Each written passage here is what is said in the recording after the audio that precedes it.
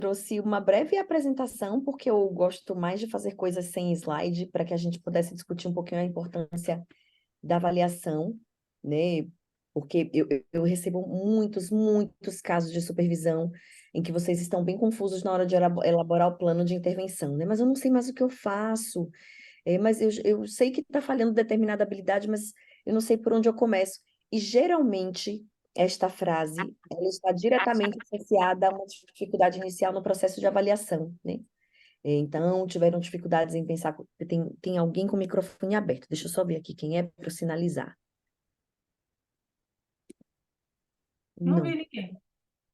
não é porque eu tinha ouvido uma Não. interferência. Pronto. E aí é importante, e aí uma das coisas que mais acontecem na hora em que a gente vai entrar para essa discussão foram falhas na avaliação, né? Ou porque não pensou no protocolo correto, e tudo bem, o protocolo é uma questão de prática, a gente pensa, aplica, vê se funciona ou não naquele caso, com aquele paciente. Às vezes o protocolo é o melhor, mas a criança não vai dar a resposta que você espera, porque não tem resposta social, porque tem, né, comportamento desafiador, porque está cansada ou porque é muito pequenininha e a gente fica, e agora, como é que essa criança vai responder aqui, fica grudada no colo da mãe?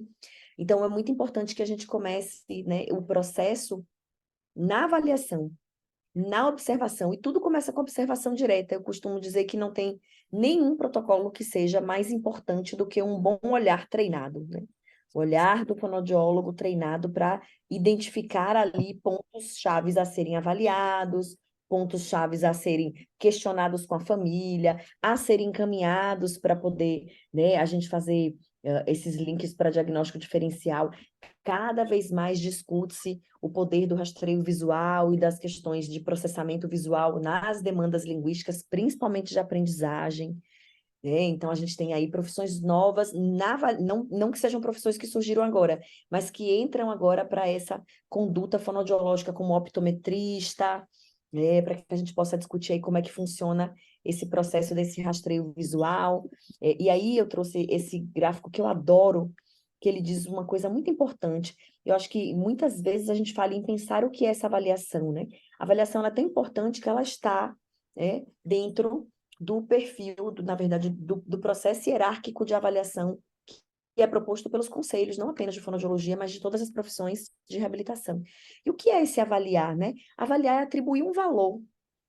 E atribuir um valor não é uma coisa fácil, principalmente quando a gente pensa numa coisa que é tão, às vezes, pouco palpável quanto a linguagem, né?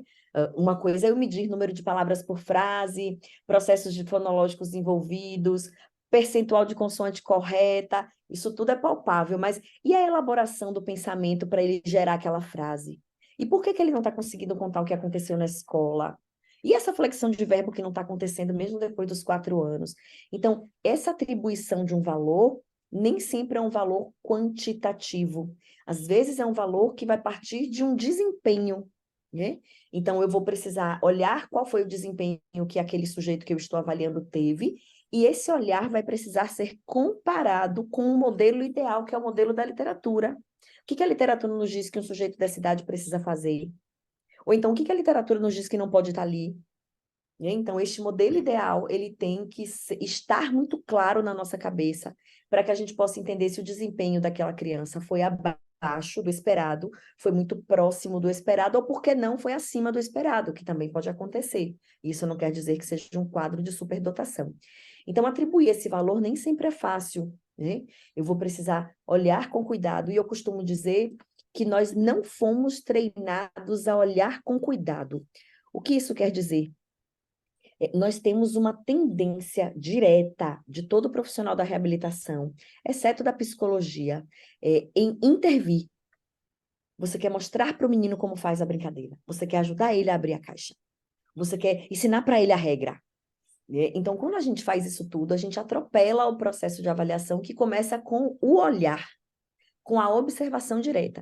E para a gente é tão complexo que existem livros que ensinam a gente a construir um olhar de observação. Né? E eu falo que é engraçado que não é as pessoas não estão acostumadas a essa observação. Se, por exemplo, você está no seu consultório com os pais do seu paciente e a sua criança nova que acabou de chegar, e você senta na sua cadeira ou senta no chão, porque no meu consultório nem mesa tem, senta no chão e deixa a criança livre para explorar, a família pensa assim, o que que ela tá fazendo? Que ela não tá fazendo nada. Não sabe nem o que tá fazendo. Por que que ela não tá brincando com o menino? O menino tá lá brincando sozinho, pegando os brinquedos dela tudo. E aí o pai se incomoda e fica, aqui, ó, vem cá, aqui, veja esse aqui. Né? E de tão complexo que é essa questão da gente ter que mexer e intervir e ver como é que faz e ajudar a fazer, quando na verdade o primeiro passo é apenas de observação. Essa é a sua realidade também, Djalma? Total, total. Eu sempre falo que a gente está habituado ao modelo intervencionista para tudo, né? A gente sempre está querendo fazer intervenção, né? O paciente chega, a gente se propõe ali a criar um ambiente propício para avaliação, né? Até então, um ambiente, como é que eu posso dizer? Um ambiente com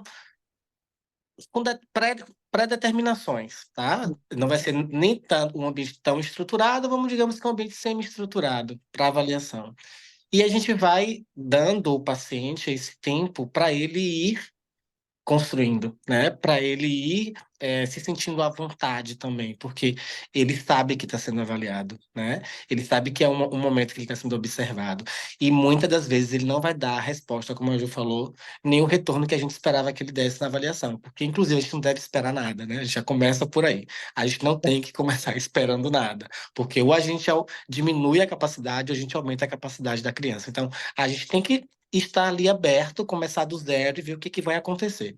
Muitas vezes essa avaliação ela vai precisar ser refeita, ela vai precisar ser em outro momento, a criança não vai estar num dia legal, saiu da escola desorganizada, o consultório é um lugar diferente, desafiador para ela teve uma crise durante o dia, ela não gostou do cheiro do seu perfume, então pode acontecer inúmeras situações, eu já passei por inúmeras situações em avaliações e cada avaliação ela é diferente da outra, né? Pode ser no mesmo com o mesmo paciente, com o mesmo familiar, no mesmo horário, no mesmo dia, a avaliação vai ser diferente, com o mesmo protocolo vai ser diferente. Então, a minha experiência é que a gente precisa deixar esse ambiente semi-estruturado, sim, mas ele tem que ser livre. Ele tem que ser livre para essa criança usar, para ela falar, para ela ficar à vontade. Eu já tive casos de família como eu te falou, mas eu não vi você, né, fazendo nada, não ia lá, não fazia inferência. Eu falei, porque eu não achei que fosse necessário fazer inferência nenhuma. Porque a criança construiu, ela foi fazendo. Algum momento, em determinada situação, algumas crianças vão precisar de inferência, vão precisar do nosso movimento. Mas vai ser em determinados momentos. E a gente precisa ter um feeling muito grande para saber que momento é esse que a gente deve intervir, que a gente vai mexer, que a gente vai incluir alguma coisa, que a gente vai falar, que a gente vai levantar, que a gente vai mudar a entonação, que a gente vai fazer uma pergunta, que a gente vai inferir uma resposta. Então, e isso a gente só faz experimentando, mas antes de qualquer coisa a gente precisa observar mesmo, assim. Maravilhoso. E uma outra coisa que eu também percebo, e vocês também fiquem livres para ter a opinião de vocês, uma outra coisa que eu percebo muito que tem acontecido, menos no meu consultório, que é um ambiente com um objetivo muito claro de avaliação, mas nos consultórios das pessoas que eu acompanho, é a inferência, a família já vem, nem sempre com diagnóstico médico, mas com diagnósticos do Google ou dos vizinhos e amigos. Essa semana eu fui avaliar uma criança, e aí a mãe falou assim, ó, ela tem um diagnóstico de TEA e de mutismo seletivo. E aí eu falei, calma, a gente não pode ter os dois diagnósticos, né? Eu não falei isso para ela. Eu falei, deixa eu primeiro entender quem acompanha, para eu não dar uma pedrada aqui e não desmentir a médica. E aí eu fui lá conversando, fui avaliando, conversando com a família, a gente sentada no chão. E aí eu falei, tá, mas vamos lá. Ela é acompanhada por um neuropediatra, um psiquiatra, um neuropediatra. Aí eu falei, e qual é o diagnóstico? Quando foi que foi redigido o diagnóstico de TEA? Não, ela tinha 2 anos quando ela teve o diagnóstico de TEA. E o de mutismo seletivo? Ela, não, o de mutismo seletivo não está ainda no papel, porque fui eu que fui pesquisando e eu que acho que ela tem as duas coisas. E aí eu, ainda bem que eu não fui falar mal da médica dela, né? Porque ela não pode ter os dois diagnósticos. Então, a gente já tem esta família que já chega, às vezes, com pacotinhos muito prontos, já sugerindo o que a criança tem. A gente também tem que tomar cuidado para isso não impactar no nosso primeiro olhar, né? Por mais que eu concorde que o olhar da família é muito valioso, a família conhece muito bem o seu filho, a maioria deles, né? Mas esse olhar valioso não pode interferir, como eu já vi também. É babado, viu? A família fala assim, ó, só não pode aplicar tal protocolo. Tal protocolo, aí você pensa no ABC, no Autistic Behavior Checklist, que é um protocolo de rastreio que nós vamos aprender. Aí, quando você fala que vai aplicar o ABC, a mãe vai para casa, pesquisa e é um protocolo de rastreio para autismo. E aí ela chega, ó, a gente só não vai preencher o ABC, tá? A gente não autoriza. E aí eu fico pensando que ambiente é esse que eu preciso de autorização, né? Tendo condição técnica e andando dentro dos limites éticos da minha profissão, que ambiente é esse que eu preciso? Então as coisas estão meio invertidas e por isso que é muito importante que nós estejamos, entre aspas, amarrados, que a gente saiba o que olhar, que a gente saiba as perguntas a fazer, que a gente saiba para quem encaminhar e que a gente dê, ao final da avaliação, a devolutiva tão necessária para a família, que é outra falha que eu costumo ver com muita frequência, né, no nosso ambiente. Eu costumo brincar, Dija, que assim, quando uma família procura um fono, o objetivo dela é que seu filho fale. E ela tem na cabeça dela quanto tempo ela quer esperar para isso. Eu não sei de onde ela tirou, mas ela tem. Então, se nós fizermos uma boa avaliação, mesmo que tenha sido a melhor avaliação do mundo, e nós não pararmos para conversar com esta família sobre qual é a minha proposta de intervenção dentro de tudo que eu observei na minha sala de terapia, ela vai esperar que a criança fale no tempo dela o que não está acordado, né? Não foi acordado nada entre nós, continua valendo o que eu penso. Então, é extremamente importante que nós tenhamos aí esse olhar cuidadoso de dar a devolutiva para a família, para dizer a eles qual é a nossa proposta de intervenção, porque senão ele fica com expectativa lá e você com uma expectativa aqui. E tudo isso é muito, muito ruim se a gente for parar para pensar que lá na frente ele vai depositar sobre os seus ombros expectativas e cobranças que não foram combinadas, são apenas expectativas deles, mas isso só acontece se isso não foi conversado, né? Como é isso, Djalma, na sua prática aí? Perfeito, Ju. Eu costumo falar que a devolutiva, ela é o terceiro momento, né, desse processo. Primeiro a gente faz a entrevista, depois a gente segue para avaliação, e a devolutiva, ela está dentro da própria avaliação, né? Ela é um terceiro momento, mas ela está agrupada, ela é em conjunto, porque não tem como a gente avaliar sem dar um retorno para a família, porque vai acontecer exatamente essa expectativa, aí essas datas, esses números que a família tem em mente, e que na cabeça da família você tem a obrigação de corresponder, porque você está sendo pago para isso. É. E aí a gente precisa, né, nos precaver, nos resguardar de antemão de qualquer coisa. E nessa proposta, seguindo depois da avaliação, dar uma devolutiva e falar exatamente o que foi observado, qual protocolo foi feito, por que aquele protocolo foi feito. Ah, é porque esse protocolo é para tal finalidade, é para a criança até tal finalidade, de que maneira esse protocolo é feito, né? Se ela quiser pesquisar a respeito do protocolo, fornecer dados, fornecer subsídio para com a sua avaliação. Você sabe que a sua avaliação é bem feita, você pagou por um curso de avaliação, um curso bacana, mas a família não sabe. A família não sabe qual foi o protocolo que você utilizou, a família não sabe qual foi a formação que você fez, de que maneira essa avaliação foi feita, quem e por que foi você que respondeu, se foi ou se a família que respondeu essa demanda, né? Eu costumo falar sempre também com os meus colegas que eu gosto de fazer a minha avaliação, e eu gosto também de ouvir os pais, né? E a gente precisa tomar cuidado até com esse receita, até com essa avaliação quando ele é feita, principalmente esses protocolos que são relatados pela família. Então, ter esse cuidado, esse relato, né? Observar, olha só, você fez esse relato aqui, mas na minha avaliação clínica eu tive essa observação. A gente precisa chegar no consenso, né? Do que essa criança, de fato, se ela tem essa habilidade ou se ela não tem. E isso é muito difícil. É difícil porque algumas famílias elas não aceitam que aquela criança não tenha aquela habilidade, ou elas não compreendem, né, que aquela habilidade, no momento que você estava avaliando, ela não tinha. Ela não contemplava, ou que se ela quase faz, ela não faz. Então, tem várias nuances dentro de uma avaliação que precisam ser faladas desse retorno para os pais, para que a gente se sinta à vontade, se a família se sinta à vontade e confortável para também lhe confrontar. E quando eu falo confrontar, não é brigar, né? É lhe contrapor, lhe questionar.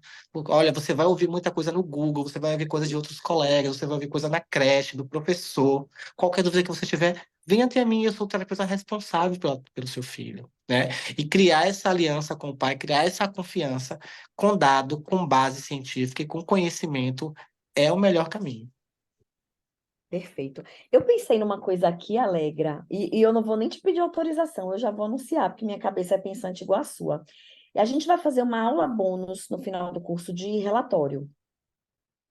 De relatório, o que colocar, o que não colocar, a gente pega uma noite de 3 horas e eu vou dar essa aula bônus para a nossa turma. Porque eu acho que aí arremata, né? Eu coloco como a gente vai redigir, que hora coloca CID, que hora não coloca CID, eu acho que vai ser uma ótima discussão. Me veio a Perfeito, gente. ideia. Olha que presente. E eu nem perguntei pra minha chefa. Eu só sei, depois ela me dá uma bronca. Yara tá com a mãozinha levantada aqui. Pode falar, Yara. Oi, boa noite. Boa noite. Eu gostaria de saber qual seria o tempo disso. Por Hum. exemplo, entre a criança chegar, você se apresentar, iniciar a avaliação e dar a devolutiva para os pais. Qual que é o tempo desse total de atendimento, incluindo, né, a devolutiva para os pais como parte do atendimento? Perfeito, Yara. Yara, em 2020, o Conselho lançou um negócio chamado balizador em atendimento em linguagem, que é quem diz o tempo que as intervenções devem durar. De lá que tem essa questão das terapias terem uma média de 40 a 45 minutos. E neste balizador, o que nós temos é que, geralmente, entre a anamnese e a devolutiva, que nós tenhamos 5 sessões. Né, que uma sessão contempla a anamnese, que você tenha 3 ou 4 sessões de avaliação e que logo em seguida venha a devolutiva. Óbvio que eu costumo dizer que a gente está falando de pessoas, né? Então, já aconteceu muito na minha prática de vocês me procurarem desesperados. Teve um dia que veio uma moça desesperada, preciso de uma supervisão. Tipo, eu falei, ó, eu só posso sábado, 10 da noite. Ela, posso. E ela estava tão desesperada, e quando ela veio, eu falei, mas por que você está desesperada, mulher? Aí ela, porque eu já fiz as sessões de avaliação e na hora de redigir o relatório eu percebi que eu preciso de outra. Gente, tem uma das coisas mais lindas da intervenção que chama transparência. Né? Uma das práticas, um dos pilares da intervenção em transtorno motor. Transparência, que é pai. A gente não está falando de um robô, estou falando de uma criança. E durante os dias em que eu lhe prometi que seriam os dias de avaliação, surgiram outras necessidades. Eu vi que falha aqui em determinada habilidade, que esta habilidade precisa ser testada com maior cuidado, que essa aqui. Então, eu acho que uma das coisas que pode acontecer, que eu já ouvi também assim, ó, mas o pai vai achar que eu estou fazendo isso para ganhar mais uma sessão de avaliação. Cobra um pacote, que não importe se 3 ou 4. Ou deixe claro que talvez você precise de mais uma e que não é você quem vai tomar esta decisão, como esta avaliação vai acontecer, porque tem crianças que são super responsivas, que você avalia super rápido, super engajadas, e tem crianças que você vai ter uma demanda muito mais difícil para acessar mesmo aquele sujeitinho. Ou então ele é super responsivo, mas lá, quando chega numa avaliação, você fala, epa, isso aqui não tá bom, eu não contava com isso. Conversa com a família, vou precisar de mais uma sessão. Então, existe esse balizador das 5 sessões, da avaliação até a devolutiva, mas eu acho que é uma coisa que a gente precisa ter muita clareza que para a família não pode estar tudo muito fechado. São 3 sessões e logo depois vem uma devolutiva. A gente está falando de criança, né, de máquina. Né? Qual a sua experiência é parecida, Djalma? Eu respondi sua dúvida, Yara?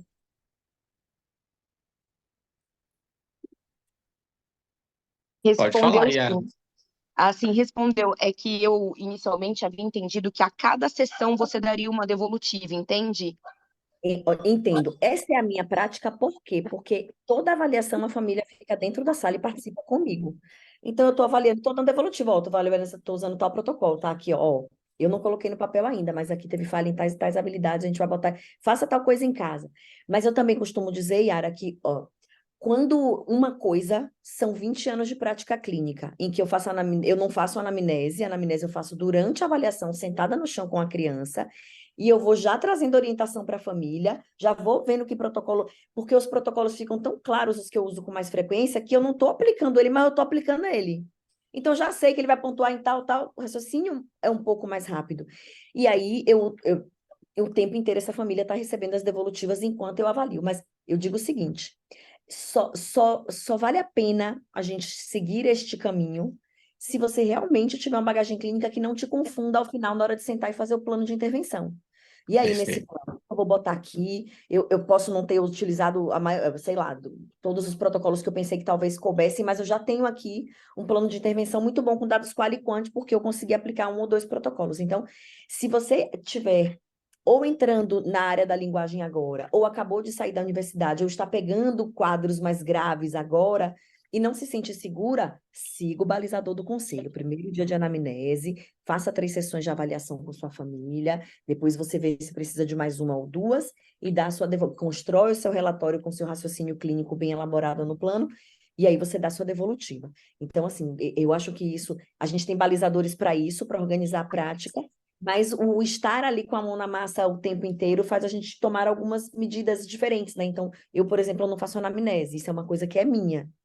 Eu acho que dentro da minha realidade clínica, de pessoas que ficam esperando às vezes 2, 3 meses para que eu as avalie, eu fico morrendo de dó de sentar um dia só para conversar.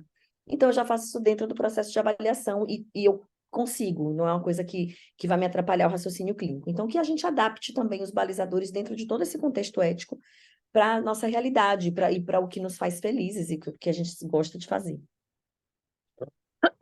Ah, Oi, Ana, seu microfone está aberto. Você quer falar? Ana Cláudia. Ah, Ana fechou. Você quer fazer alguma pontuação, Djalma, sobre essa questão desse? Quero. É importante pontuar aí essa questão do nosso tempo de experiência para com a avaliação, porque isso vai ser crucial, né? Como você falou, a gente precisa, eu, com minha 20 anos de experiência, consigo me organizar dessa maneira.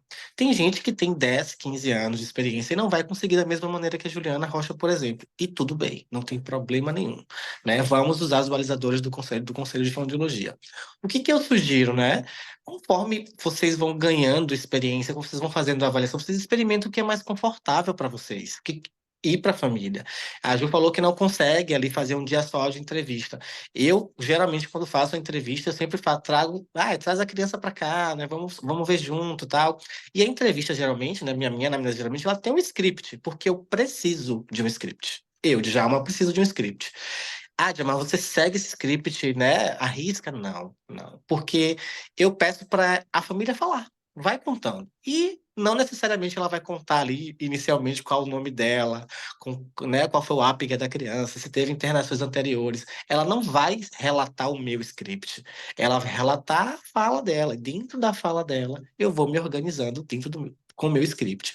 E isso requer também uma prática, gente, porque você precisa lembrar, você precisa recordar, você precisa anotar com uma forma mais, né, mais rápida. Tem pessoas que gravam essa entrevista, lembrando que isso precisa estar autorizado pela família, né? Tem gente que grava porque acha mais fácil, tem gente que faz a avaliação sem a criança, tem terapeuta que faz a avaliação com a criança. Isso vai depender do terapeuta, da família, da criança e também, né, do, do método que você aí utiliza para fazer a avaliação também, que alguns métodos preconizam que a família esteja, né, dentro do processo. Então, isso vocês podem ir experimentando com o tempo. E o feeling, ele é construído, ele não vem de uma hora para outra. Se vocês se sentem seguros, passa por esse balizador do conselho, se organizem. E como a Juliana falou também, não necessariamente vocês precisam desse tempo engessado, já deixa a família, né, de antemão assegurada de que esse tempo vai depender também da criança, vai depender das suas ideias, vai depender do que você acha legal fazer naquele momento. Pode ser, inclusive, que esse tempo seja menor do que você esperou. Então, a família vai estar ciente que esse tempo ele pode ser um pouco maior ou um pouco menor daquilo que você, né, sugeriu no início da avaliação. Perfeito. Se alguém tiver mais alguma pergunta, fiquem à vontade. Eu vou puxar uma outra questão, que são os períodos críticos, que são baseados nos marcos do desenvolvimento. Estava falando, antes de você chegar aqui, quando a gente vai para uma avaliação, a gente tem que estar munido, a gente tem que estar com as nossas armas, né? E duas armas importantes são o que deve estar ali, o que eu espero de uma criança daquela idade. E isso, gente, parece brincadeira, mas não é. Para nós que trabalhamos muito com crianças atípicas, vocês não têm, porque eu tenho filhos, tenho sobrinhos, eu tenho muitas crianças neurotípicas que me cercam, mas vocês não têm, às vezes, a impressão de que quando você vê uma criança neurotípica, você fica assim, meu Deus, que menino inteligente! Nossa, como ele é esperto! Ele não é esperto, ele só é típico, né? Porque a gente fica ali o tempo inteiro esperando comportamentos atípicos. E eu acho isso muito engraçado, que eu ouço muito esse relato de vocês. Nossa, como ele é esperto! Eu não lembrava que criança neurotípica era tão esperta. Então, eu preciso ter, né, muita consciência do que era para estar ali, que são os balizadores, né, do desenvolvimento não apenas linguístico. Os marcos motores, eles são tão importantes para a oralidade quanto os marcos linguísticos. Os marcos emocionais são tão importantes para a oralidade quanto os marcos linguísticos, né? Senão a gente não teria um mutismo seletivo, com manifestações de ausência de oralidade em ambientes sociais. Então, existe descrito na literatura, desde o início do nosso século passado, a ideia de que existem períodos esperados, períodos que são chamados de períodos ótimos para aquisição de linguagem, né? E aí tem a discussão sobre período crítico e período sensível. A gente não vai entrar nela aqui agora, a gente vai entrar na aula, né? Mas estes períodos mostram quando aquele sujeito tem habilidades cognitivas, emocionais, motoras, sociais e linguísticas para desempenhar determinados papéis na sociedade, em casa, nos determinados ambientes que ele frequenta. E conhecer isso é extremamente importante para que você chegue lá munido do que esperar. Né? Do que esperar, inclusive, assim, essa criança já entra em competição, para falar assim, eu vou terminar primeiro que você. Ai, pega, senão eu vou te pegar. Tem crianças que não estão ainda na fase da competição e que isso pode, inclusive, assustá-la, né? Quanto mais nós formos munidos do que deveria estar ali, de o que é esperado para uma criança daquela idade, menos a gente erra no olhar. E a outra questão importante é o que não deveria estar ali. O que foge do esperado? O que é sinal atípico? O que é uma bandeira vermelha do desenvolvimento? Porque isso vai definir condutas ligadas a encaminhamentos e diagnóstico, e isso também vai definir quais protocolos eu vou utilizar a partir da minha segunda sessão de avaliação. Né? Então, é muito importante que a gente esteja munido dessa condição. E temos que compreender que um sujeito nunca vem para avaliação sozinho. Né? Quem é esse ambiente dele? Quem são os mediadores? Quem é que cuida? Quem é que é o modelo linguístico desse sujeito? Né? Que ambiente é esse que ele frequenta? É um ambiente hostil? É um ambiente seguro para aprendizagem? Ele frequenta ambientes variados? Ele consegue entender a nomenclatura de um shopping, de uma praia? Os grupos semânticos são muito variados de acordo com os locais que a gente frequenta. Então, eu queria também trazer esse olhar do quão complexo uma avaliação pode ser, porque ela tem que incluir este olhar familiar, esta família. Existem muitos protocolos que são protocolos baseados em entrevista. Um deles é o IDAD, Inventário Dimensional de Avaliação do Desenvolvimento Infantil. Por coincidência, eu tive até com a Múnia hoje. Né? Então, o IDAD, por exemplo, é um protocolo baseado numa entrevista familiar. E se esta família tiver um olhar divergente do que aquela criança é, e nós sabemos que tem famílias que... Tem família que olha e fala assim, o filho dele não é o menino que eu avaliei. Porque o discurso dele, às vezes, para mais, achando que o menino tem mais habilidades do que tem, às vezes para menos, achando que o menino sabe fazer quase nada e o menino é ótimo. Né? Então, é importante que a gente consiga entender que esta família também vai vir com a sua ansiedade, também vai vir com seus anseios, com seus medos, e vai fazer parte do processo de avaliação, vai fazer parte desse quebra-cabeça que a gente vai precisar montar. Quer complementar, Dija? Me permita, claro que sim. Então, é, a ideia da gente entender os marcos ali, né? Como você falou perfeitamente, entender inclusive que não era para estar ali, faz toda a diferença, porque a família ela chega com a sua ansiedade no consultório e ela já chega comparando o filho dela com outra criança, né? A maioria das famílias, pelo menos, né, que eu acompanho, é assim. Ah, porque fulano já faz, o irmão mais velho fazia assim, tal, tal, tal, eu percebi que ele não faz. Quando a gente tem o conhecimento a respeito desses marcos, a gente consegue identificar, na verdade, o que de fato já era para estar acontecendo, o que pode acontecer no meio do caminho e o que não era para estar mais acontecendo, tá? E a família ela precisa estar ciente disso. É claro que a gente precisa, né, também ter tato, né? Saber como a gente vai falar isso, porque é uma desconstrução para algumas famílias, né? E a nossa fala ela tem um peso enorme naquele momento, né? Muitas das vezes ali é o terapeuta, né, o fonoaudiólogo, inclusive, que vai falar, olha, ele não apresentou essa habilidade ainda, né? A gente tem tanto tempo para isso aqui ser adquirido. Vamos, né, esperar o fulaninho fazer não sei quantos anos para poder fazer a intervenção. Não, mas por que não se foi isso que ela escutou do médico, né? Se foi isso que ela escutou do pediatra. Então, a gente precisa ter o cuidado, entrar em contato com esses médicos também, né? Dialogar, trocar, porque tem família, inclusive, que eu já perdi, né? Que elas não deram continuidade quando eu dei a devolutiva do que estava acontecendo no set terapêutico ali, porque não era o que elas queriam ouvir. Então, tem família que está em estado de negação eterno, né? E a gente precisa ter cuidado. É claro que a gente não precisa falar o que a família quer ouvir, porque isso também é perigoso, né? Mas a gente precisa ter o cuidado, o tato, né, de falar com essa família a respeito do que a criança não está fazendo, que ela poderia estar fazendo, né? Eu sempre levo a tabela dos marcos de desenvolvimento para o consultório e mostro, ó, isso aqui não é uma regra, é um balizador. É para a gente ter uma noção, né, do que está acontecendo, se tem um atraso. Esse atraso ele pode ser compensado, tá? Tá tudo bem, atraso é atraso, gente, né? Ele pode ser compensado, mas a criança deveria estar fazendo. Aí começam as comparações, sobretudo agora na criança pandêmica, né? Que virou um termo agora, criança pandêmica, até no buscador. Sobretudo na criança pandêmica, porque é uma criança que precisa ter um passo de tempo maior para poder se desenvolver. Gente, tem criança que é pandêmica e desenvolveu igual. Então, a gente não tem que ter muito cuidado para não confundir. Isso é feito de confusão também. Então, tem crianças que estão ali no espectro autista e vai muitas vezes pode passar despercebido porque você acha, ou a família acha, que é uma criança que nasceu na pandemia e que precisa de um tempo maior para poder adquirir determinadas habilidades, tá? Então, isso é uma discussão gigante, que a gente precisa ter muito cuidado também, tá? Mas era isso que eu queria acrescentar para vocês. Perfeito. E aí, para a gente arrematar a conversa, acho que vale a pena a gente discutir um pouquinho sobre a questão do diagnóstico. Principalmente, né, nós temos uma cartela, né, uma forma engraçadinha de falar, uma cartela de diagnósticos fonoaudiológicos, né? Diagnósticos que são da nossa responsabilidade. Então, por exemplo, o transtorno de linguagem, o transtorno do desenvolvimento da linguagem, a própria praxia de fala, o atraso motor de linguagem, desculpa, atraso motor de fala, são diagnósticos fonoaudiológicos, né? Diagnósticos que precisam da expertise de um fonoaudiólogo para redigi-los. Já outros diagnósticos, como autismo, como paralisia cerebral, como até a disartria é um diagnóstico nosso, a disartria desenvolvimental. Mas existem outros diagnósticos que não são necessariamente diagnósticos que vão ser, né, nós fazemos parte da equipe que redige o diagnóstico, mas nós somos parte de uma equipe, não somos os únicos responsáveis. E aí vocês me perguntam muito assim, mas eu posso afirmar que é autismo? Eu digo assim, ó, na verdade, você até pode, mas você não deve. Sem uma equipe, se você tiver formação para diagnóstico, a gente tem protocolos URO internacionais, que você pode sim fazer parte destas equipes, mas você não deve sem você ter uma equipe na qual você se apoia, né? Será que esse médico, como esse médico vai receber lá, né, esse relatório com você afirmando que a criança tem autismo sem ter passado por uma avaliação médica ou com uma avaliação multiprofissional?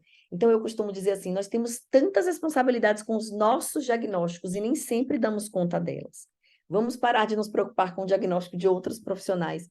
Vamos até saber compor esta equipe, eu acho importante, mas é muito importante também que a gente se lembre o quanto os diagnósticos em linguagem mudaram de 20 anos para cá. Eu me formei há quase 20 anos e absolutamente todos os diagnósticos que eu aprendi na faculdade mudaram. Mudaram os critérios, mudaram os protocolos, né? Mudou a sensibilidade dos protocolos de detecção, os testes de rastreio vieram, a gente não tinha isso, os balizadores eram mais clínicos, agora a gente tem balizadores, né, mais técnicos. Então, eu acho que é muito importante que essa discussão venha à tona, porque isso muda a forma como outro profissional olha a fonoaudiologia. Então, se a gente pega uma criança com 4 anos e meio, com 5 anos, que claramente ali tem uma dificuldade grande de linguagem, ou seja, o desempenho dela é pelo menos 1 ano ou mais diferente do que ela deveria ter, do que a literatura mostra, não dá para redigir atraso. Mesmo que você não saiba o fator etiológico, mesmo que você ainda não tenha clareza sobre o que é, não pode ser atraso. E o médico sabe disso. E o médico vai pegar seu relatório e falar assim, não dá para confiar nessa palavra. Então, a gente precisa deixar de ter medo de dizer o que é de nossa responsabilidade. E deixar de ter medo de afirmar que, assim, ó, não é um atraso, o gap está muito grande, a idade dele não permite mais, ele tem uma questão etiológica que os médicos não descobriram ainda, aí não é problema meu. Mas aí é um transtorno de linguagem. Vocês descubram agora o fator etiológico, que é responsabilidade de vocês. Então, a gente precisa se apropriar disso, né? A gente precisa, né, pegar aquele relatório médico que está lá escrito apraxia de fala e questionar. Ou eu fiz a avaliação, eu apliquei os protocolos, eu apliquei os checklists internacionais e ou não encontrei esse diagnóstico, né? Ou até encontrei, mas que bom que agora tem um fonoaudiólogo que está afirmando isso, porque ele é nosso, é um diagnóstico nosso, né? Então, é importante que a gente diga, né, isso. E eu me preocupei muito em trazer profissionais que sabem sobre esta nova nomenclatura, que vão conseguir discutir sobre os transtornos, né, sobre as decisões do CID-11 e do DSM-5, para que vocês possam cada vez mais ter aí, né, o empoderamento de poder discutir um diagnóstico, de discutir e questionar um diagnóstico, né? Porque é sobre o que nós fazemos e sabemos que fazemos bem. Então, que a gente não deixe ninguém fazer por nós, como a gente também não deve fazer nada que esteja ligado a invadir a área do outro, que a gente não deixe ninguém, né, dizer o que nós devemos fazer, quantas sessões devemos ter, que formação devemos ter, porque isso é papel do fonoaudiólogo, da equipe técnica e não de um médico ou de qualquer outro profissional me dizer quantas sessões eu tenho que fazer com a criança, né? Então, quanto mais nós soubermos disso, quanto mais empoderados estivermos, mais a gente consegue levar essa discussão para as linhas multi-interdisciplinares, né? Concorda, Djalma? Eu falo, uma hora depois chamo de Djalma. Concorda, Djalma? Não, não tem como não concordar, né, gente? Não tem como não concordar. Perfeito, Ju. Eu acho que esse cuidado que a gente tem que ter com a gente, né, com a nossa formação, com os nossos colegas também, que infelizmente não é uma prática, né? O cuidado com o que a gente fala, com o que a gente escreve, com o retorno que a gente dá. O diagnóstico que é fonoaudiológico, da fonoaudiologia, saber questionar o momento certo, determinado diagnóstico, inclusive do diagnóstico do colega. Eu chego com o diagnóstico de alguns colegas aqui, que eu também questiono, mas eu não questiono para a família. Eu pergunto, ligo para o colega, ó, chegou um paciente aqui, tal, tal, tal, o que está acontecendo, qual foi a sua observação, porque de fato ele pode ter tido um olhar diferente do seu, né? Um momento diferente do seu, e isso vai acontecer em determinadas situações também, e saber de que maneira abordar o colega, de que maneira abordar o outro profissional. A gente não dá diagnóstico médico, quem dá é o médico, como a Juliana falou. A gente já tem uma responsabilidade enorme de identificar o diagnóstico fonoaudiológico, muitas vezes. Então, vamos deixar o que é de César com César e vamos ficar só na nossa prática clínica mesmo, que já tem muita coisa para ser feita. E também tem muita coisa que muda todos os dias, como o Ju falou, né? A época dela que ela se formou 20 anos atrás, de lá para cá, muita coisa mudou, né? Muitos diagnósticos na verdade, eles foram sendo refinados, né? Características que não tinham em determinados diagnósticos passaram a ter, características que diagnósticos tinham diferentes passaram a estarem agrupados. Então, existe uma gama, uma infinidade de diagnósticos. Então, se preocupar de fato com o que a gente precisa fazer de uma maneira bem feita é o melhor que a gente pode fazer hoje pelo nosso trabalho, pelo nosso colega, pela nossa família. Eu vou responder aqui a Cláudia e a Raquel já abre o microfone. A Cláudia botou assim, ó, boa noite. Parei de atuar por alguns anos, minha experiência foi em fonoeducacional e poucos anos de atuação clínica geral. Ansiosa e insegura para esse retorno no próximo ano. Preciso muito me atualizar. Todas essas informações técnicas, o curso vai me ajudar nesse caminho? Sem dúvida nenhuma, Cláudia. É a minha palavra que está em jogo, meu amor. Venha com a gente que você não se arrepende. Raquel, pode abrir seu microfone. Boa noite. Eu sou fã da Fonotrad, antes de tudo. Acho os cursos maravilhosos. E a minha dúvida é o seguinte: eu faço um atendimento ambulatorial no modelo interdisciplinar. E quando chega para você uma criança, eu atendo crianças nível TEA 1, né? Nível TEA 2, eu tenho que direcionar para outro serviço. Só que quando você atende uma criança nível TEA 2, diagnosticada com nível TEA 1, qual seria a nossa conduta? Nós temos que assim abrir uma discussão com um profissional que deu esse laudo, porque senão o atendimento fica inviável, né? Entendi. E aí, o que a gente faz? Quando o profissional dá um diagnóstico que, no nosso olhar, estaria errado, entre aspas, e qual seria a nossa conduta? Seria rebater? Seria não falar nada? Seria o quê, Raquel, assim? tem uma responsabilidade muito grande em relação a esse cumprimento sobre o outro, se realmente está no lugar que lhe cabe, realmente eu sabendo que esse lugar que ele está não lhe cabendo, eu devo me calar. Eu nunca acho que o melhor é o enfrentamento, eu acho que é a resolução. Então, se você tiver contato com este médico que redigiu, né, o relatório, você munida da sua avaliação e munida da sua certeza. Então, ó, eu fiz aqui a avaliação, eu fui para o DSM, eu vi que os critérios preenchidos são do nível 1, do nível 2, né? Eu me perdi um pouco em qual que ele é e qual que ele tá. Eu acho que ele é nível 2, mas ele tá com nível 1, me parece. Ou o contrário. Então, assim, eu acho que é importante que você possa, se for possível, ter acesso a esse médico, ou que você peça para a família levar esse sujeito para encontrar uma segunda opinião, para uma outra avaliação, já munida do seu relatório, né, que você avaliou e, né, você acha que ele não preenche critério para o diagnóstico que ele tem hoje. Então, a gente também tem que ver, assim, qual é a realidade dessa família. Não adianta falar assim, ó, a gente não vai conseguir dar o atendimento agora, vocês precisam de uma segunda opinião, e essa família vai esperar 2 horas na fila do SUS para conseguir ter essa segunda opinião. Será que tem uma neuropsicóloga que possa fazer a avaliação neuropsicológica e confirmar esses dados, que na avaliação neuropsicológica também são confirmados? Então, acho que, assim, a gente tem que pensar sobre a sua responsabilidade, mas também temos que pensar em qual é a sua realidade. né? É bacana que esta família passe pelo médico de novo, ou o médico que o acompanha, ou um outro médico, para que você possa junto discutir a possibilidade da mudança do diagnóstico. Mas a gente tem que saber como é que é a sua realidade, né? Muito obrigada pela conversa, assim, já abriu a minha mente. Muito obrigada. Que bom, Raquel, eu fico feliz.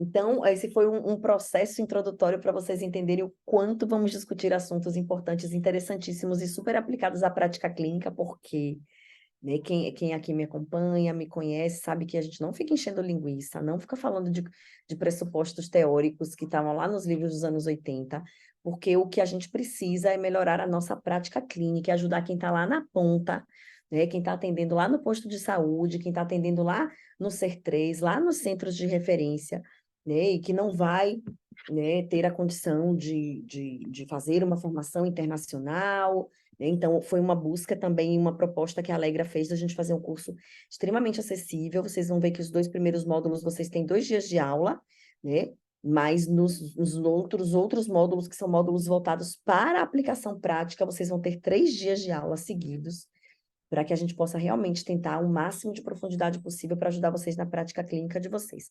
Djalma é nosso professor, eu queria agradecer muito a presença dele, queria agradecer muito a participação e o convite de Alegra, as propostas de Alegra que sempre me motivam e me fazem querer dar o meu melhor. Então, obrigada sempre. E eu quero que vocês tirem as dúvidas de vocês agora.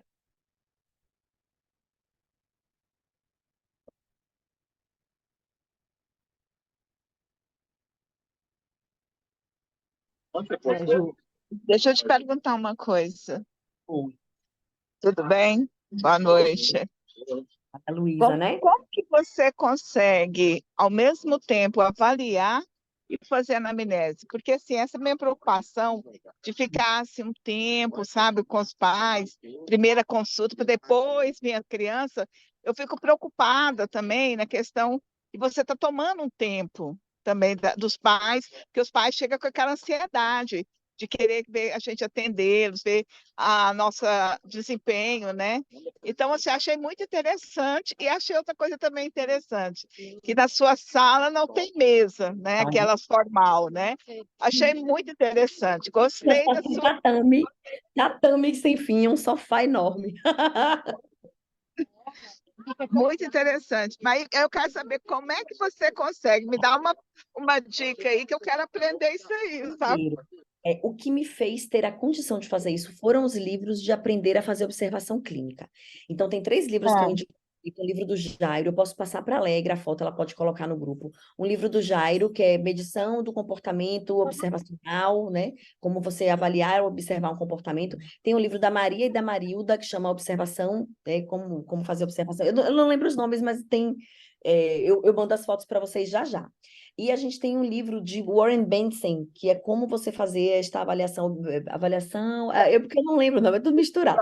Mas são 3 livros que me ajudaram muito nessa construção desse olhar. Então, por exemplo, eu vou observar esta criança por 10 minutos e eu sinalizo para a família, ó, ele vai brincar sozinho, eu quero saber se ele explora o ambiente, se ele pega muitos brinquedos, se ele demanda de mim, se ele vem buscar você, se ele vem te mostrar algo de interessante, se ele mistura tudo, se ele guarda, se ele perde interesse rápido, né? E depois que eu te fizer essa observação, eu entro para saber se ele, com mediação, ele volta. Então, eu aviso isso para a família ficar calma, que o menino vai brincar sozinho. E aí, nesse período que ele vai brincando sozinho, eu falo, mas pode contar, vai contando que eu estou aqui prestando atenção em tudo que vocês estão falando. E aí, eu estou olhando a criança, estou prestando atenção na família, eu sou analista do comportamento, então eu faço meu contato ocular de 3 segundos a cada 30 segundos para poder garantir a eles que eles podem continuar falando que eu estou prestando atenção. Daqui a pouco eu olho de novo muito, é isso aí, faço os comentários. Então, tem toda uma técnica de como você vai fazer essa observação e continuar fazendo os pais continuarem motivados. E aí, ó, essa parte não precisa, me conte tal coisa. É sempre assim? E aí, dentro da minha observação, eu já vou tentando catalogar. E como é que ele faz? Eu estou vendo que ele não pega ali, não. Ele não vem pedir, ele não vem pedir sua ajuda, ele pede em casa. E quando ele quer comer? Então, eu vou montando a minha criança, o meu quebra-cabeça, junto com a família, observando a criança, né? Claro, vocês têm exames, vocês têm relatórios de outros médicos, isso tudo eles me mandam antes, eu já leio antes, né? Ou leio antes, ou eles me mandam, trazem no dia, e eu peço que eles me mandem para que eu possa lê-los também, para saber qual é o próximo passo. Mas, Maria, foi muito construído nessa ideia de que, assim, tem pessoas que vêm de outro estado para avaliar, às vezes me levam do estado que eu estou para o estado em que eles moram para poder avaliar. E eu sei o quanto eles esperaram, às vezes nem dormiram bem, sabe? Nem dormiram na noite anterior com medo do que eu ia dizer, ou de como eu era. Então, eu me sinto melhor se eu não sentar para fazer uma entrevista, que eu nem vou ver a criança, que eles vão ficar ansiosos para o próximo encontro. E aí, obviamente, se eu for tendo alguma dúvida, a tecnologia está aí para isso. Ó, eu tive dúvida de tal coisa no relatório, me manda um áudio aí me explicando. Já tem o vínculo com a família, já peço que a família me mande, então eu vou construindo assim. Foi uma forma que foi como o Djalma falou, que eu fui construindo e me sentindo confortável. Então, esse lugar é um lugar confortável para mim. É interessante assim que quando os pais chegam na sala com a criança, eu sempre levo um brinquedo para a criança, mas eu estou conversando com os pais, mas eu estou observando a reação das crianças. Estou observando a ordem de comando, você entendeu? Como é que a criança faz com o brinquedo, se ela consegue encaixar. Então, ao mesmo tempo que eu estou conversando com os pais, eu estou observando. Aí é interessante que essa semana eu atendi uma criança, estava conversando com os pais. Aí a criança estava sentada na mesinha, fazendo uma atividade. Falei, pais, eu posso pedir uma coisa? Vocês vão encaminhar essa criança para um oftalmologista. Aí eles assustaram, sabe? Por quê? Aí eu falei assim, vocês nunca observaram o tanto que essa criança busca o olhar dela nas coisas, ela fixa muito. Aí os pais me falaram que o próprio pai tem uma doença no olho, que vai secando a córnea, né? Aí ele virou e falou assim, não, como que você... Sabe, vocês não observam, a gente, como clínico, a gente observa muito, né? Então, assim, primeiro eles vão levar. Eu gosto dessa parte, sabe? De observação, você entendeu? De comportamento, de ver as crianças como que elas se procedem, você entendeu? Porque através disso a gente pode dar o início de uma terapia, assim, bem light, como diz, né? Não sei se Concordo. eu estou indo pelo caminho certo. E parece que sim, pelo menos é um caminho. Eu costumo dizer assim, ó, não é porque eu não concordo que o outro está fazendo uma coisa errada. Às vezes eu só não concordo, mas eu concordo com o que você faz e acho que você está no caminho que eu gosto também. Não quer dizer que os outros sejam errados. Ai, que bom. Fico feliz, Ju. Primeira Prazer, vez que eu estou Maria. assistindo suas palestras, viu, Ju? Seja bem-vinda. Eu não tive assim, eu tive a oportunidade de ouvir falar muito de você. Tem mães, né, de pacientes meus que acompanham você. E hoje foi a primeira vez que eu estou aqui, rente acompanhando a sua palestra, viu? Muito obrigada, gostei muito, viu? Eu agradeço, Maria Luísa. Seja bem-vinda assim. E Cara, tá com a mãozinha para cima. Eu gostaria de saber se você conta com a ajuda de uma T ou algum auxiliar, porque tem algumas crianças que quando eles entram, né, eles vão, parece quase derrubar a sala, né? Perfeito. Yara, a prática que eu tenho para domar uma criança, minha irmã, eu atendo sozinha. A minha auxiliar é minha filha, que às quartas-feiras ela vai, porque a gente faz habilidades sociais. Ela vai, ela ganha o dinheirinho dela por atendimento. Quando ela não vai, os pacientes ficam muito chateados, cadê Lili? Mas é só ela, eu não tenho. Claro, eu tenho assistentes terapêuticos que vão tocar a intervenção a depender do modelo que a família e eu escolhemos juntos. Mas dentro da minha avaliação, do meu atendimento, eu faço sozinha. E aí eu estava brincando esses dias que a mãe falando assim, ó, cuidado, que ele morde. Eu falei assim, mulher, hoje, para uma criança me morder, ô, gente, ele tem que correr, tem para me dar esse baile, viu? Porque o que eu já fui mordida na minha vida, as marcas que eu já tenho, minha irmã, hoje ninguém me morde assim, não. Então, mas eu não tenho. Mas assim, se for possível, se você puder ter, e obviamente, eu digo sempre, a avaliação interdisciplinar é um caminho lindo. Se puder fazer você, a psicóloga, a terapeuta ocupacional, todo mundo no mesmo ambiente, é a melhor avaliação possível, o melhor universo possível de avaliação. Mas eu atendo sozinho. No caso, no curso, você também vai dar umas dicas de como a gente, pelo amor de Deus, entre aspas, mas como domar, porque, porque é difícil, né? Sim, as respostas são as mais variadas, né? Porque ali vem também as comorbidades, a agitação excessiva, as crises comportamentais. Então, assim, é um caminho longo, um caminho árduo, mas a gente conversa sobre isso sim.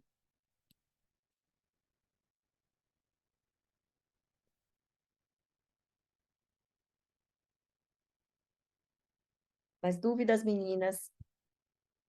Eu amei, viu? Amei estar com vocês aqui hoje. Amei as dúvidas, amei as participações. Eu também. Quero Eu achei que agradecer. uma coisa muito interessante, Ju, que foi falado aí, é a Ah, questão do diagnóstico. Cada um tem participação nesse diagnóstico. Você não tem que fazer diagnóstico por ninguém, né?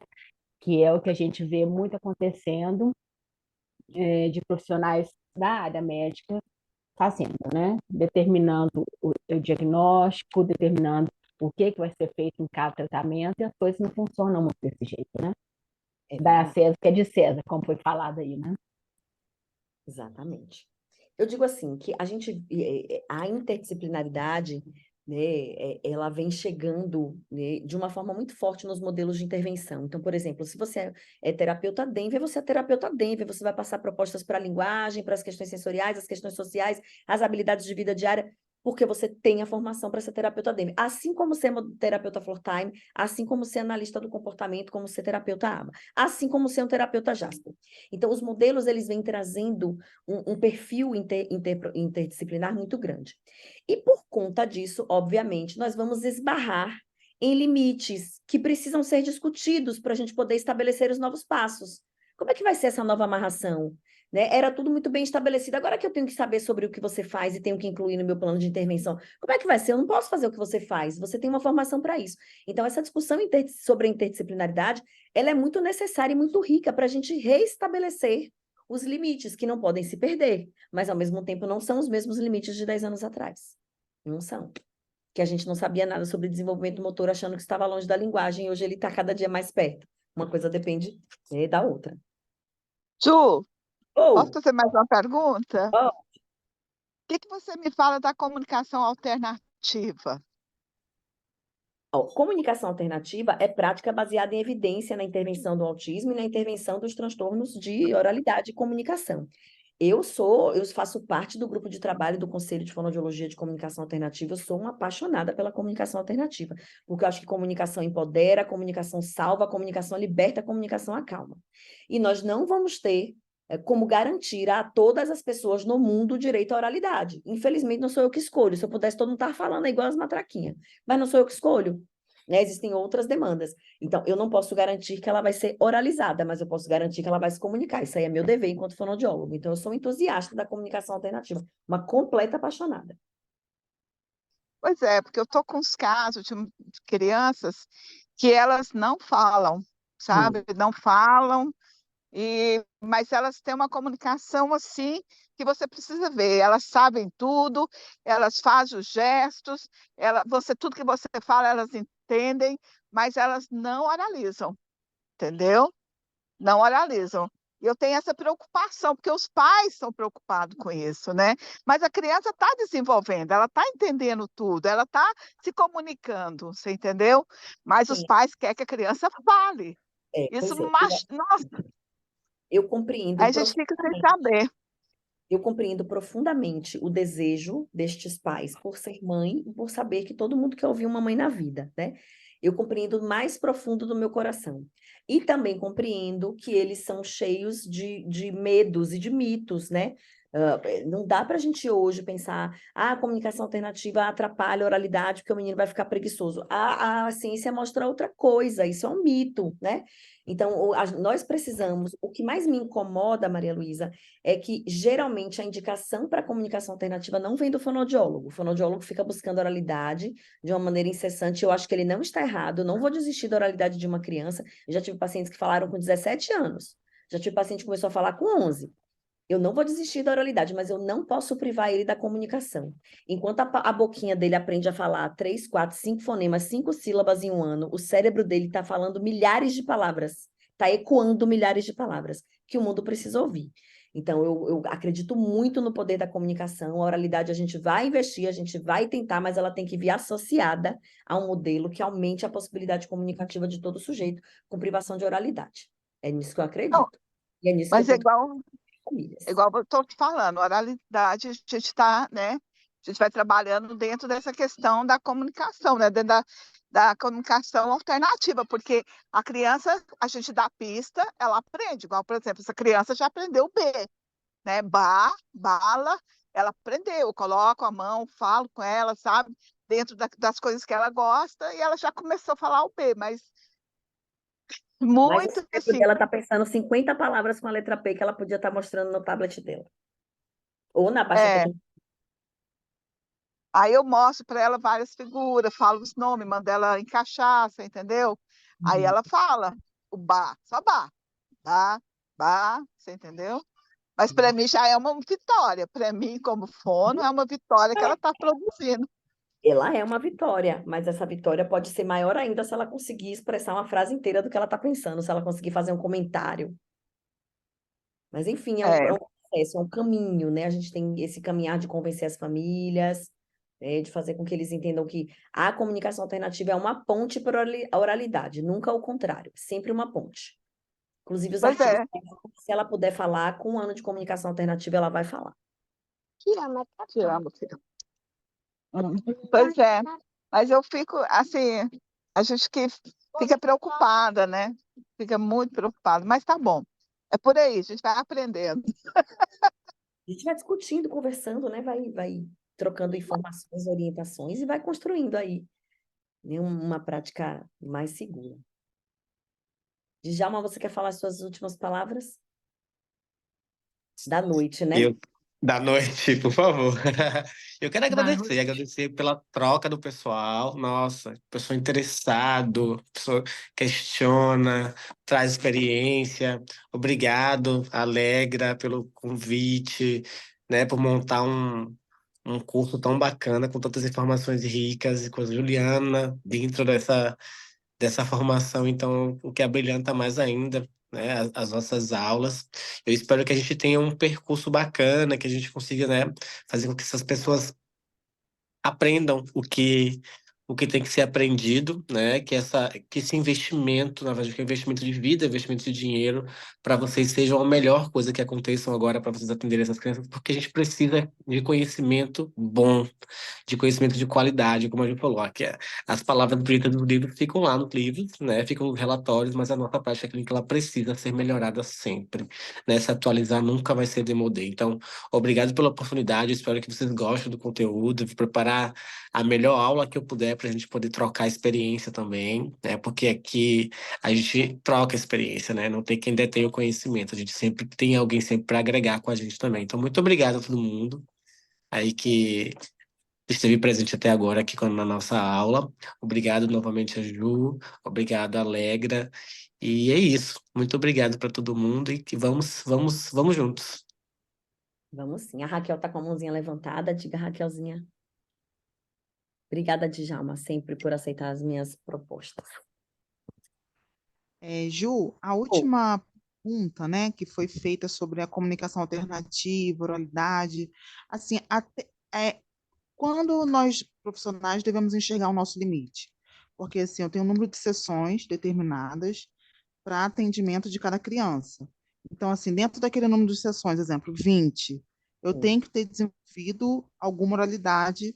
E quando a gente não consegue, de forma alguma, quando que a gente deve enxergar que chegou o nosso limite? Ou a gente não, a gente, para essas crianças que não produzem fala nenhuma, a gente deve continuar insistindo nessa oralidade que não vem. Raquel, para mim, o melhor caminho é o caminho em que você aposta nas duas coisas. Você vai fazer, né, a sua sessão lá que envolve, você pode fazer isso na mesma sessão. Então, você vai lá fazer a sua prática motora, baseada, né, no prompt, baseada nos programas motores que são validados. Você vai buscar essa oralidade, vai trabalhar consciência motora, vai trabalhar multi-informação, multipistas sensoriais, mas isso vem junto com uma modelagem para uma comunicação funcional robusta.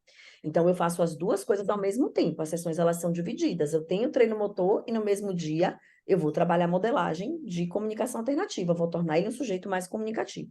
Eu não acho que a gente tenha que investir numa coisa, viu que não deu certo, até porque é um investimento contínuo. Esse investimento na oralidade, ele pode ser eterno, ad eterno, né? Mas eu não tenho como privar uma criança 1 ano, 2 anos de comunicação, porque eu fiquei investindo em construção de vogal e de sílabas simples. 2 anos com elas de privação comunicativa, sem dizer o que quer, sem fazer um comentário, sem conseguir fazer uma pergunta para a família, sem mostrar, né, sem mostrar o desenho que ela quer assistir de uma forma mais robusta. Eu quero aquele capítulo X da Peppa.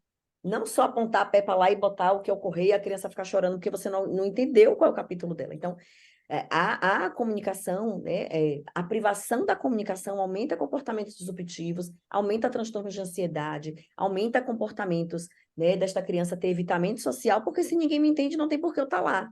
Né? Se todo mundo entende mais fácil quando eu empurro, é melhor empurrar. Se ninguém consegue entender as minhas palavras, porque eu não consigo produzi-las. Então, eu acho que o caminho ele é um caminho casado, contínuo, os dois juntos na mesma estrada.